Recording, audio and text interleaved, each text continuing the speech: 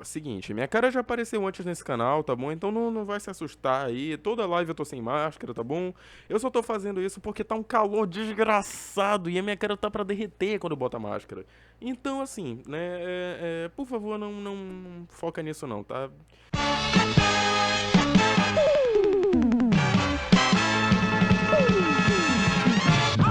Olá, internet! Sejam muito bem-vindos a mais um vídeo aqui no canal. Hoje eu tô aqui pra fazer um vídeo que não é tão especial, não é tão diferente, muitos canais já fizeram, que é a crítica de Homem-Aranha 1. Como vocês sabem, né, a gente tá na reta final pra Homem-Aranha Sem Volta Pra Casa, falta pouco mais de um mês. E assim, eu queria aproveitar esse pequeno espaço de algumas semanas aí pra fazer um vídeo criticando cada filme do Homem-Aranha, sabe? A teoria, o ideal era sair um por semana, só que eu sou um primata, um símio, um macaco, um babuíno, e eu esqueci de fazer a conta pra lançar certinho semana por semana.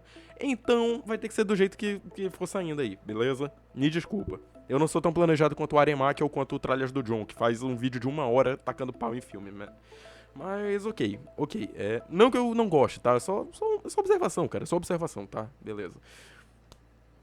Esse vídeo não tem como objetivo contar como acontece Homem-Aranha 1. Eu só vou falar o que eu acho do filme, tá? Então, não vai ter ordem cronológica, não vai ter... Eu vou tentar fazer, mas não obrigatoriamente vai se prender a uma ordem cronológica, beleza? É só a minha opinião, é só o que eu acho do filme, sabe? Os eventos podem ou não ser cronológicos, beleza? O que mais me pega em Homem-Aranha 1 é o fato de que ele é um filme de origem perfeito. Porque eu não sei se vocês lembram, mas eu já falei aqui no canal muito tempo atrás da estrutura ideal de um filme de origem, né? A estrutura padrão de uma história de origem. A gente apresenta o herói, apresenta o vilão. Motiva o herói, motiva o vilão. Dá poderes pro herói, dá poderes pro vilão, bota os dois pra se enfrentarem durante o filme inteiro.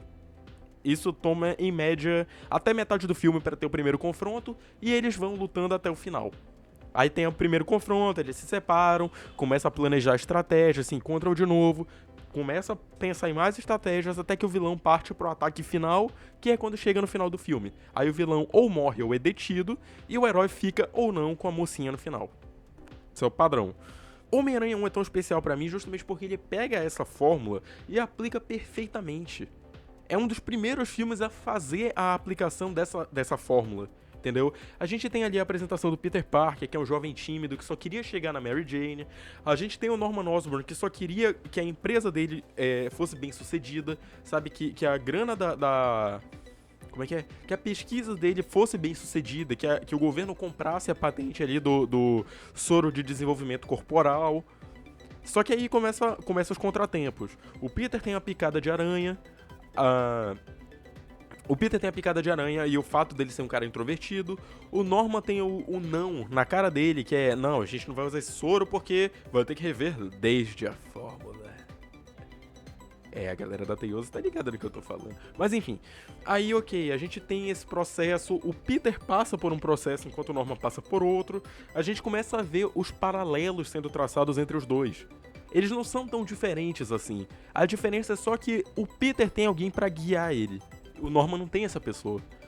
O Norman, quando ganha os poderes, a primeira coisa que ele faz é matar alguém. Que no caso é o Mendel Strong, que é o cara que ajudou ele a conseguir os poderes.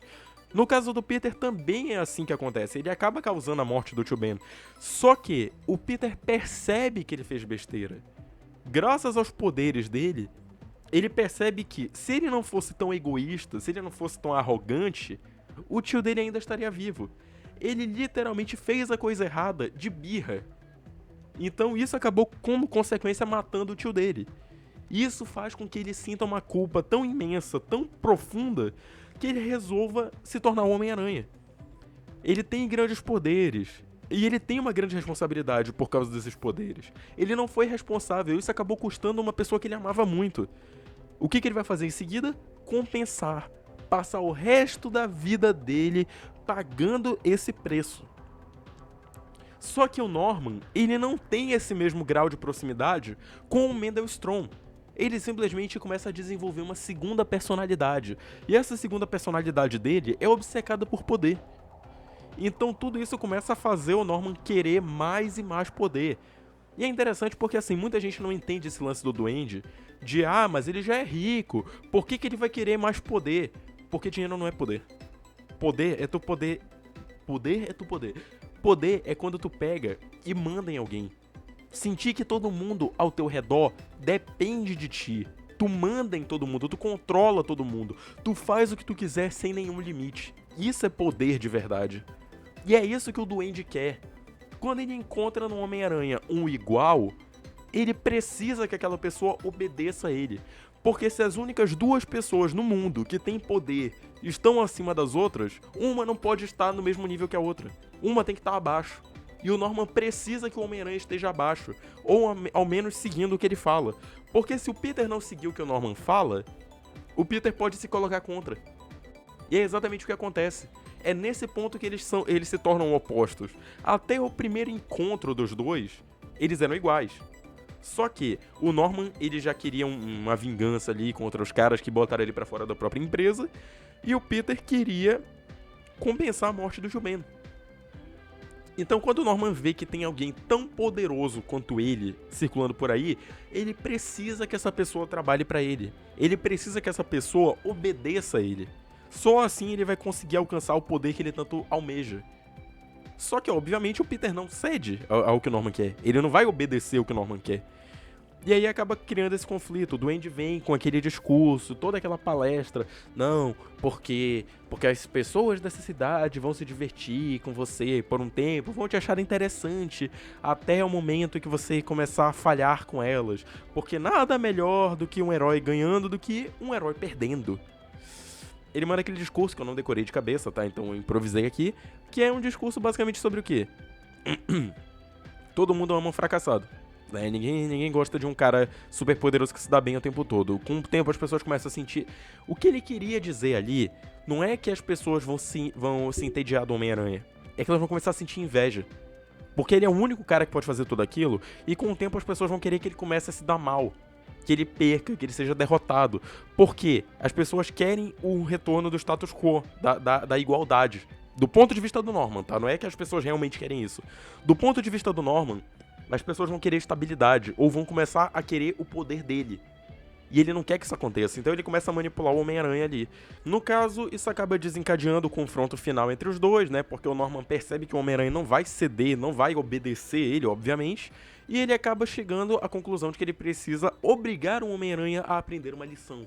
Como ele faz isso? Sequestrando a Mary Jane, que é a pessoa mais importante do Peter, além da Tia May. Claro que ele já tinha ameaçado a vida da Tia May, né? Ele explodiu a casa dela ali e tal, e botou ela no hospital. Mas ele também sequestra a Mary Jane. E o que é interessante? Como eu falei, o Norman, ele quer, porque quer que o Peter seja tipo um vassalo pra ele. Seja um seguidor ali dele, seja um filho. Porque o Norman tá tão doente pelo poder que ele quer que alguém seja igual a ele. Ele precisa que pelo menos uma pessoa seja igual a ele pra mandar em todo o resto. Então ele começa a projetar no Peter esse lance de filho que ele nunca teve. Só que, aí, no caso, eu tô falando só da narrativa do filme, tá? Depois eu vou passar pro quesito adaptação. Mas assim, isso leva, no caso, à luta final entre os dois, onde o Norman tenta superar o Norman tenta manipular o Peter ali falando, você pode ser o filho que eu nunca tive, e o Peter dá pra trás, chegando no grande arco de conclusão e de evolução dele, que é aceitar os grandes poderes e as grandes responsabilidades, onde ele finalmente aceita que o Tio Ben era o verdadeiro pai dele. Apesar de tudo, o Tio Ben é a pessoa que ensinou ele o que é o certo e o que é o errado. Se não fosse o Tio Ben, não tinha Homem-Aranha.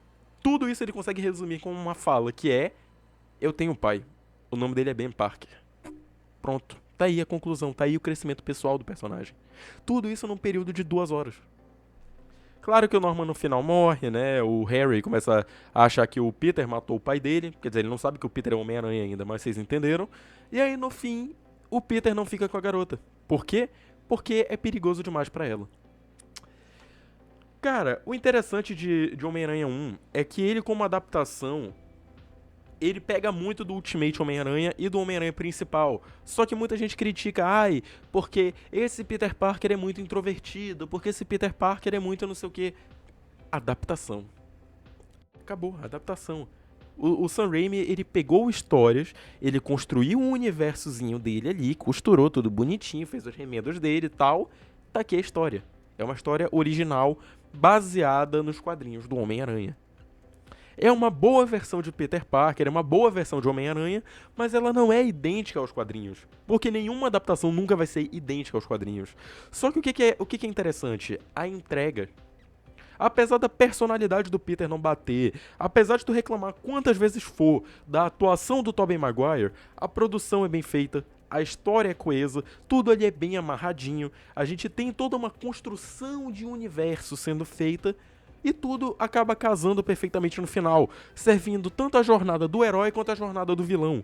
Toda aquela construção de universo, todo o lance do Peter sendo introvertido, do Peter negando o tio Ben como pai dele, do Peter descobrindo os poderes de herói e fazendo alguma coisa a respeito, é amarrado no final. Aí, se deixa de fazer ou não piada, se ele tem ou não lançador de teia, é completamente irrelevante. Não vai fazer diferença alguma pra quem é o Homem-Aranha. O filme consegue muito bem transmitir a mensagem principal de que com grandes poderes vem grandes responsabilidades. Essa é a grande história de origem do Homem-Aranha. Ah, mas alterou detalhe, não é idêntico aos quadrinhos. Dane-se. Não precisa ser igual. É uma adaptação. Claro que vai parecer hipocrisia no momento que tu pegar pra criticar outras obras, talvez. Só que as críticas das outras obras são coisas um pouquinho mais peculiares, sabe? Tem pequenos tracinhos ali que tu pode criticar sem chegar a ponto de virar hipocrisia. Como, por exemplo, a personalidade de cada Peter. Mas isso não é um ponto que eu vou abordar aqui. A nota que eu dou pra Homem-Aranha 1, Homem-Aranha 1, é um 9 de 10, porque, claro, o filme ele envelheceu um pouquinho mal, apesar de muita gente dizer que não, eu acho que ele envelheceu um pouquinho mal. Tem uns momentos ali muito toscos hoje em dia que eu vejo, eu já acho meio vergonhoso, tipo aquela parte que ele se balança em teia com a Mary Jane e o cabelo dela tá pro lado errado e obviamente aquilo é um manequim vestido de Homem-Aranha. Mas enfim, o ponto geral é, o filme consegue entregar perfeitamente uma mensagem, ele consegue te contar uma história. Não é um negócio, como é que é? Qual é o termo? Não é um negócio engessado, como são os filmes do MCU, que tu pode pegar e trocar o protagonista e trocar o vilão, que dá o mesmo filme em não sei quantas vezes. Por exemplo, se tu pegar o roteiro de Homem de Ferro 1, trocar o Homem de Ferro pelo Capitão América e o Monge de Ferro pelo Caveira Vermelha, tu tem o filme do Capitão América. Se tu trocar um ou outro detalhe do roteiro, tu consegue fazer não sei quantos mil filmes do MCU. Homem-Aranha 1 não. Homem-Aranha 1 consegue ser um negocinho mais especial. Ele consegue ao mesmo tempo contar a origem do Homem-Aranha, contar a lição de vida do Homem-Aranha e também traduzir perfeitamente o Homem-Aranha dos quadrinhos pro cinema. Apesar de ter uma outra diferença ali, tipo personalidade da Mary Jane, onde que o Peter mora, onde que a Mary Jane mora, se ele tem ou não um lançador de teia, se ele apanha ou não na escola, o tempo que ele passa na escola, com quantos anos ele ganha de fato os poderes, porque eu não sei se vocês lembram, mas em Homem-Aranha 1 ele tá no terceiro ano, então faz sentido ele parecer um pouquinho mais velho, né? Coerência. Vocês reclamam, ai, porque o Tobey é muito velho. Cara, ele tava no terceiro ano. Beleza, dá uma relaxada aí. Mas enfim, isso é o que eu acho de Homem-Aranha 1, né? Como vocês viram, não foi uma crítica muito elaborada, não foi uma crítica muito roteirizada, nem embasada, nem muito elaborada, foi só um negócio que eu acho mesmo do filme, tá? E, em teoria, as críticas dos filmes do Homem-Aranha vão ser desse jeito. Por quê? Eu não sou um cara que faz roteiro, eu não sou um cara que tenta achar um subsentido muito grande atrás de qualquer coisa, eu só falo o que eu acho, tá bom? Tu pode discordar de mim tranquilamente, tá? Tu pode dizer que, tua opinião é uma bosta, tua opinião tá errada, tua opinião tu tá mentindo, tá inventando. O que tu quiser falar da minha opinião, pode dar-lhe, cara. É opinião, beleza? Bora trocar uma ideia nos comentários? O que tu acha de Homem-Aranha 1? O que tu acha do que eu falei? Faz sentido? Não faz sentido? Eu sou um idiota, eu devia excluir o canal? Deixa aí nos comentários. Ok, eu exagerei pra cacete. Mas deixa aí nos comentários o que vocês acham. Bora trocar uma ideia. Lembrando que tem grupo no Discord e no Facebook, os links vão estar na descrição. Tem o Seja Membro. Agora tem duas categorias de Seja Membro que não tem a menor diferença entre si, tá? Numa delas tu paga R$1,99, na outra tu paga R$4,99. É literalmente só pra dar dinheiro e dar um incentivo pro canal. E é isso. Deixa eu ver se eu lembro mais alguma coisa. Não. Vejo vocês aí nessa semana. Até a próxima e tchau!